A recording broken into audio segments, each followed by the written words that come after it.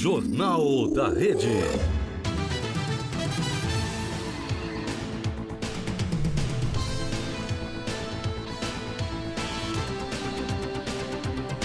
Muito bem, amigos, estamos de volta conferindo aqui o Jornal da Rede. Nós vamos aqui com a entrevista do dia. Muitos são os desafios na educação brasileira, principalmente em tempos de pandemia e atualizações tecnológicas constantes. Dentre as dificuldades do ensino remoto, existem inovações que visam melhorar o processo de aprendizagem dentro e fora do ambiente virtual. Segundo debates de especialistas, a gamificação já é uma das principais tendências da educação. Uma iniciativa que visa tornar o aprendizado mais leve e atual, dinâmico e divertido. Vamos falar sobre o assunto aqui no nosso Jornal da Rede de hoje. A educação nunca mais será a mesma?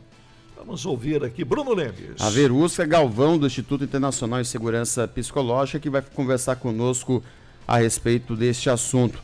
Verusca, prazer tê-la conosco aqui no Jornal da Rede. Bom dia. Bom dia, o prazer é todo meu. Muito obrigada. Verusca, tem um assunto que para muitos pode ser novidade, até a palavra que define é um pouco diferente, gamificação. Então, acho que vale a primeira pergunta explicando o que é gamificação e por que ela é uma tendência dentro da área da educação. Bom, a gamificação, quando a gente fala, né, no ambiente, por exemplo, do trabalho, né, e até mesmo da educação, é uma forma de utilizar, digamos que as mesmas metodologias, né, de criação de jogos para deixar a aprendizagem mais divertida, mais leve, mais fluida, né? Mais interessante também. Até porque quando a gente compara com o nosso mundo atual, absolutamente tudo que a gente faz é gamificado, né? Então, quando a gente fala em game, a gente está falando em jogo, né? Na língua portuguesa. E quando a gente tem contato com as redes sociais, quando a gente usa os aplicativos, né? Então, existem os cursos online, inclusive, são gamificados. E até mesmo, por exemplo, os treinamentos nas empresas e as aulas nas escolas têm sido gamificadas para que a interação com o aprendiz seja mais interessante, né, para ambas as partes, né, digamos assim. Muito bem. E quais são os ambientes que estão, ou as iniciativas que estão se tornando expoentes dentro dessa proposta de gamificação? Onde se encontra exemplos aqui no Brasil em relação a isso? Bom, existem várias empresas que são especializadas nisso hoje em dia, né? Então é fácil de encontrar especialistas, né, que entregam isso tanto na área educacional escolar quanto também na educação corporativa, né? Mas existem grandes organizações, por exemplo, né, e grandes instituições de ensino que já usam a gamificação há bastante tempo. É bem comum, inclusive, a gente encontrar instituições que já usam a gamificação no processo de aprendizagem dos alunos e também dos colaboradores das organizações, né? Porque isso é muito interessante de dizer, porque, inclusive, tem uma pesquisa que diz que quase 75%, se eu não me engano, dos brasileiros usam jogos eletrônicos, né, nos smartphones, enfim, nos computadores. Então, a maior parte dos brasileiros já está muito familiarizada com essa gamificação, mesmo não sabendo o nome que isso tem, né? Mas é bastante comum a gente encontrar isso em todos os ambientes onde a aprendizagem é necessária. A gamificação, ela é algo que acaba sendo seguido também por escolas através da Base Nacional Curricular. Isso é possível de acontecer? Sim, totalmente. É claro que para isso a gente precisa de recursos, né? Então eu acredito que isso não vai acontecer facilmente quando a gente pensa na realidade brasileira, em todos os lugares do país, sem recursos, sem estrutura para que isso ocorra, né? Quando a gente fala principalmente na informatização, na digitalização de tudo, né? No aspecto virtual, né? É claro que a gente consegue, pensando no analógico, né, de certa forma, a gente consegue criar processos gamificados no presencial, Então, a gente consegue criar jogos, criar dinâmicas no processo de ensino-aprendizagem no ambiente presencial também. Mas isso hoje tem sido mais utilizado no virtual e, para isso, a gente precisa minimamente de uma estrutura tecnológica, né, de internet, enfim, para que isso aconteça da melhor forma possível. Eu achei super interessante, desculpa, eu achei super interessante, estou achando o assunto muito interessante, porque eu sou do tempo do caminho suave, né? Caminho suave, a gamificação é o caminho suave atual? O que você diria? Nossa, você foi longe. Sim, esse caminho suave, ele trouxe exatamente essa suavidade para o aprendizado, né? Pois é. E a gamificação, ela traz essa prática mesmo, né? Que é utilizar esses elementos dos jogos no processo de aprendizagem. Então, deixando também, de certa forma, esse processo de aprendizagem mais suave também. Foi uma ótima analogia. E daí a gente vai, né? A gente vai aí com vários outros jogos que foram adaptados e utilizados também em escolas para haver um avanço de conhecimento, seja na história, na ciência e também na matemática, né? Através aí de banco imobiliário, por exemplo, né? Hoje nós temos aí a tecnologia que possibilita o caminho suave na palma das mãos, né? De uma forma bastante ampliada, né? Você diria, qual é a matéria hoje que tem mais benefício através da gamificação?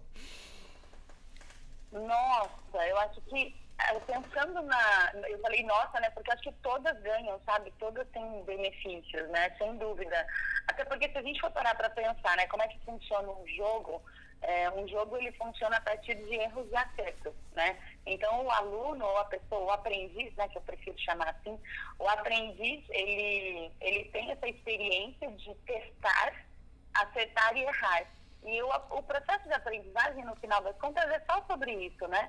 E embora a gente tente não errar, a gente tem medo de errar muitas vezes, né?